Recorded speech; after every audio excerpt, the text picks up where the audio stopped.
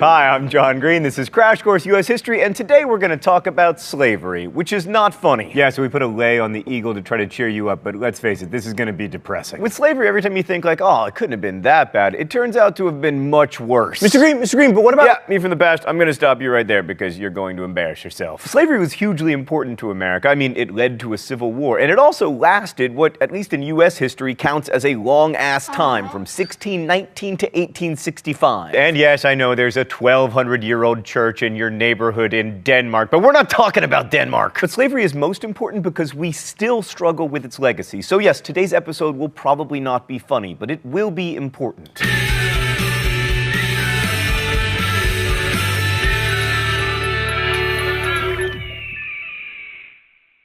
So the slave-based economy in the South is sometimes characterized as having been separate from the market revolution, but that's not really the case. Without Southern cotton, the North wouldn't have been able to industrialize, at least not as quickly, because cotton textiles were one of the first industrially produced products and the most important commodity in world trade by the 19th century. And 3/4 of the world's cotton came from the American South. And speaking of cotton, why has no one mentioned to me that my collar has been half popped this entire episode, like I'm trying to recreate the Flying Nun's hat? And although there were increasingly fewer slaves in the North as Northern states outlawed slavery, cotton shipments overseas made Northern merchants rich, Northern bankers financed the purchase of land for plantations, Northern insurance companies insured slaves who were, after all, considered property and very valuable property. And in addition to turning cotton into cloth for sale overseas, Northern manufacturers sold cloth back to the South, where it was used to clothe the very slaves who had cultivated it. But certainly the most prominent effects of the slave-based economy were seen in the South. The profitability of slave-based agriculture, especially King cotton, meant that the South would remain largely agricultural and rural. Slave states were home to a few cities, like St. Louis and Baltimore, but with the exception of New Orleans, almost all Southern urbanization took place in the Upper South, further away from the large cotton plantations. And slave-based agriculture was so profitable that it siphoned money away from other economic endeavors. Like, there was very little industry in the South. It produced only 10% of the nation's manufactured goods,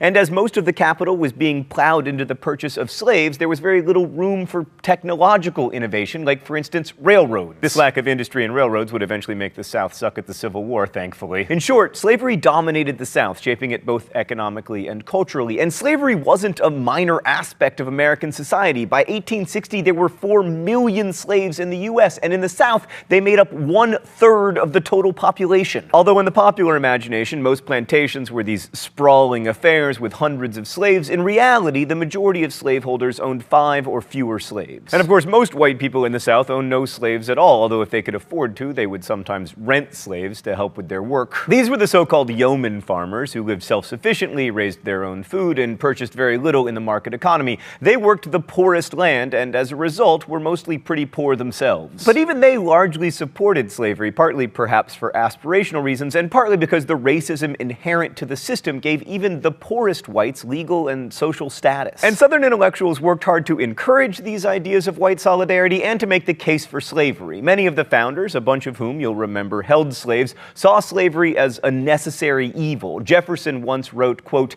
"As it is, we have the wolf by the ear, and we can neither hold him nor safely let him go. Justice is in one scale and self-preservation in the other." The belief that justice and self-preservation couldn't sit on the same side of the scale was really opposed to the American idea, and in the end, it would make the Civil War inevitable. But as slavery became more entrenched and as ideas of liberty and political equality were embraced by more people, some Southerners began to make the case that slavery wasn't just a necessary evil. They argued, for instance, that slaves benefited from slavery. Because, you know, their masters fed them and clothed them and took care of them in their old age. You still hear this argument today, astonishingly. In fact, you'll probably see asshats in the comments saying that. I will remind you, it's not cursing if you are referring to an actual ass. This paternalism allowed masters to see themselves as benevolent and to contrast their family-oriented slavery with the cold, mercenary capitalism of the free labor North. So yeah, in the face of rising criticism of slavery, some Southerners began to argue that the institution was actually good for the social order. One of the best-known proponents of this view was John C. Calhoun, who in 1837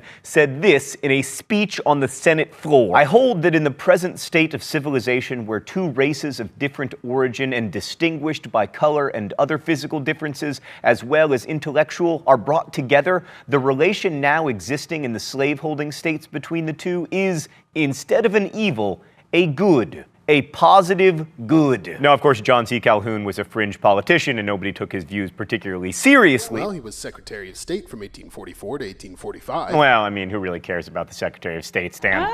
He was also Secretary of War from 1817 to 1825. All right, but we don't even have a Secretary of War anymore. And he was Vice President from 1825 to 1832.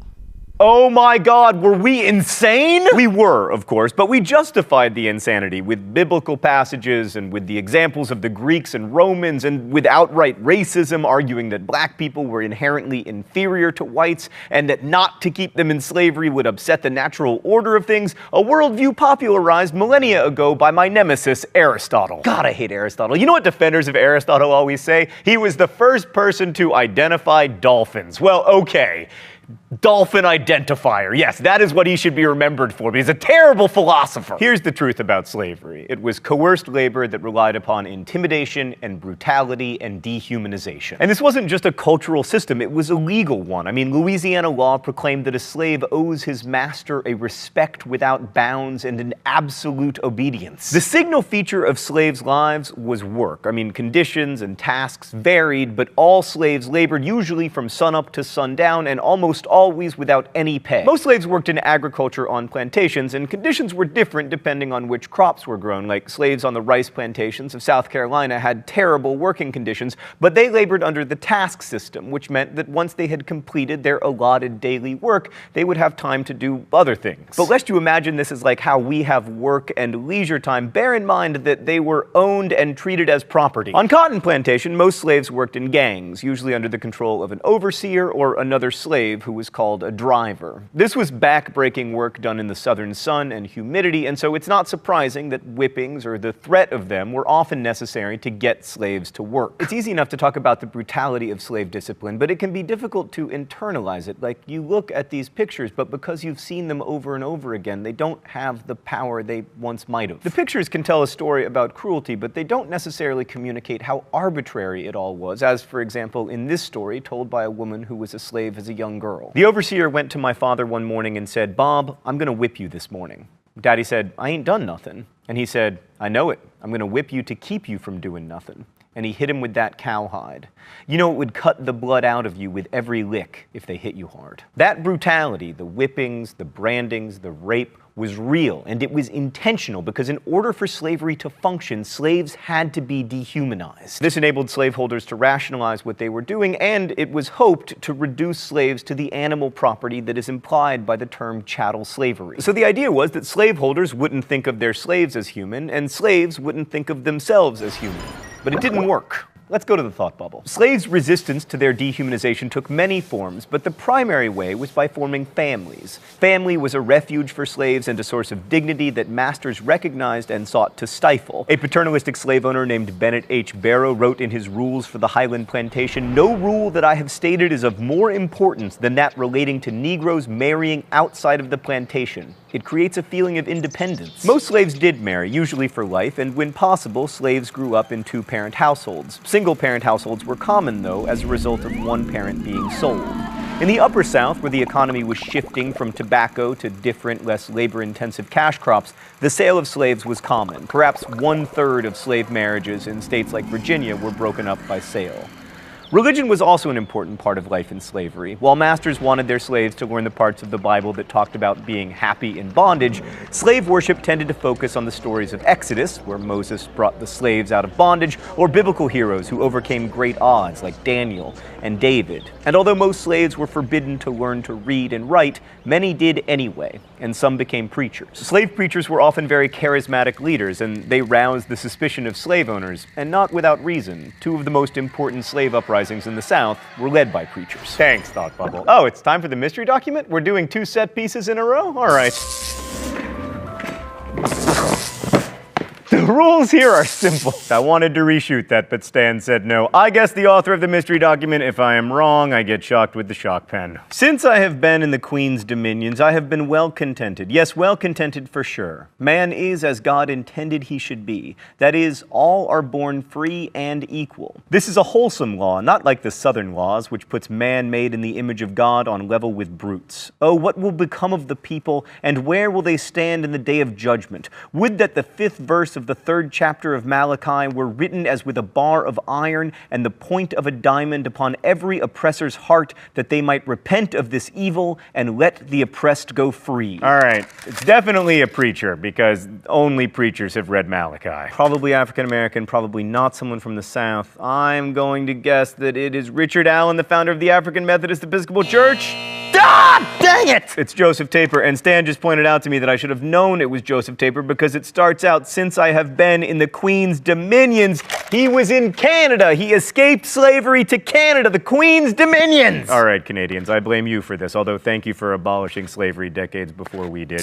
Ah! So the mystery document shows one of the primary ways that slaves resisted their oppression by running away. Although some slaves, like Joseph Taper, escaped slavery for good by running away to northern free states or even to Canada, where they wouldn't have to worry about fugitive slave laws, even more slaves ran away temporarily, hiding out in the woods or the swamps and eventually returning. No one knows exactly how many slaves escaped to freedom, but the best estimate is that 1,000 or so a year made the journey northward. Most fugitive slaves were young men, but the most famous runaway has been hanging out behind me all day long: Harriet Tubman. Harriet Tubman escaped to Philadelphia at the age of 29, and over the course of her life, she made about 20 trips back to Maryland to help friends and relatives make the journey north on the Underground Railroad. But a more dramatic form of resistance to slavery was actual armed rebellion, which was attempted. Now, individuals sometimes took matters into their own hands and beat or even killed their white overseers or masters, like Bob, the guy who received the arbitrary beating, responded to it by killing his overseer with a hoe. But that said, large-scale slave uprisings were relatively rare. The four most famous ones all took place in a 35-year period at the beginning of the 19th century. Gabriel's Rebellion in 1800, which we talked about before, was discovered before he was able to carry out his plot. Then in 1811, a group of slaves upriver from New Orleans seized cane knives and guns and marched on the city before militia stopped them. And in 1822, Denmark Vesey, a former slave who had purchased his freedom, may have organized a plot to destroy Charleston, South Carolina. I say may have because the evidence against him is disputed and comes from a trial that was not fair. But regardless, the end result of that trial is that he was executed, as were 34 slaves. But the most successful slave rebellion, at least in the sense that they actually killed some people, was Nat Turner's in August 1831. Turner was a preacher, and with a group of about 80 slaves, he marched from farm to farm in Southampton County, Virginia, killing the inhabitants, most of whom were women and children because the men were attending a religious revival meeting in North Carolina. Turner and 17 other rebels were captured and executed, but not before they struck terror into the hearts of whites all across the American South. Virginia's response was to make slavery worse, passing even harsher laws that forbade slaves from preaching and prohibited teaching them to read. Other slave states followed Virginia's lead, and by the 1830s, slavery had grown, if anything, more harsh. So this shows that large-scale armed resistance was, Django Unchained aside, not just suicidal, but also a threat to loved ones and really to all slaves. But it is hugely important to emphasize that slaves did resist their oppression. Sometimes this meant taking up arms, but usually it meant more subtle forms of resistance, like intentional work slowdowns or sabotaging equipment or pretending not to understand instructions. And most importantly, in the face of systematic legal and cultural degradation, they reaffirmed their humanity through family and through faith. Why is this so important? Because too often in America, we still talk about slaves as if they failed to rise up, when in fact, rising up would not have made life better for them or for their families. The truth is, sometimes carving out an identity as a human being in a social order that is constantly seeking to dehumanize you is the most powerful form of resistance. Refusing to become the chattel that their masters believed them to be is what made slavery untenable and the Civil War inevitable. So make no mistake, slaves fought back,